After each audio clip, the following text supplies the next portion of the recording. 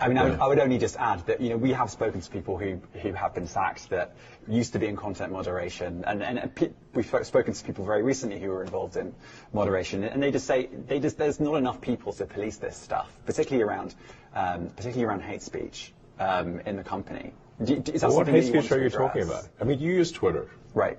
Do you see a rise in hate speech? I mean, just a personal anecdote. Like, what do you? I don't. Personally, for you, I would see I get more of that kind of content. Yeah, personally, but I'm not going to talk to the rest of for the rest of Twitter. So you see more hate speech personally? I would say I would see more hateful content in that. Content you don't like, or hateful? What do you mean to describe a hateful thing?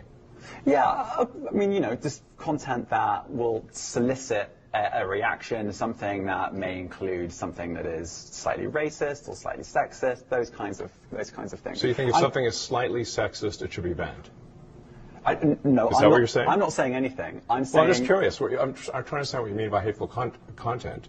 I'm asking for specific examples. And you just said that if something is slightly sexist, that's hateful content. Does that mean that it should be banned? Well, you've asked me whether my feed, whether it's got less or more. I'd say it's got slightly more. That's why I'm asking for examples. Can you name one example? I honestly don't use. Honestly, I don't. You can't name a single example. I'll tell you why. Because I don't actually use that feed anymore. Because I just don't particularly like it. But you said a lot of people are quite similar. I only look at hang on a second. You said you've seen more hateful content, but you can't name a single example, not even one. I'm not sure I've used that feed for the last 3 or 4 weeks. And then how did you see the hateful content? Because I've been using Twitter since you've taken it over for the last 6 months. Okay, so then you must have at some point seen for you hateful content. I'm asking for one example. Right. And you can't give a single one. And I'm saying... Then I say, sir, that you don't know what you're talking about. Really? Yes, because you can't give me a single example of hateful content, not even one tweet. And yet you claimed that the hateful content was high. Well... That's false. No, what I claimed... You just lied. What I claimed was...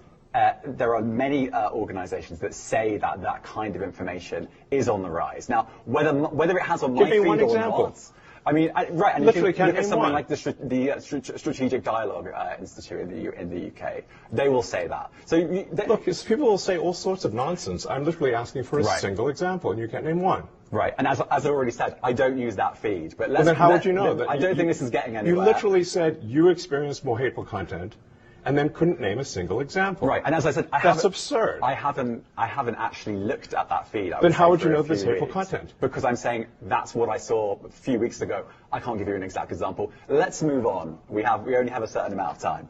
COVID misinformation. You changed the COVID misinformation. Has BBC changed its COVID misinformation?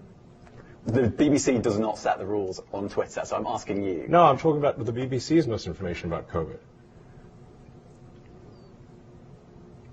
I'm literally asking you about, you changed the labels, the COVID misinformation labels. There used to be a policy, it then disappeared. Why do that? Well, COVID is no longer an issue. Does the BBC hold itself at all responsible for misinformation regarding masking and side effects of vaccinations? And not reporting on that at all?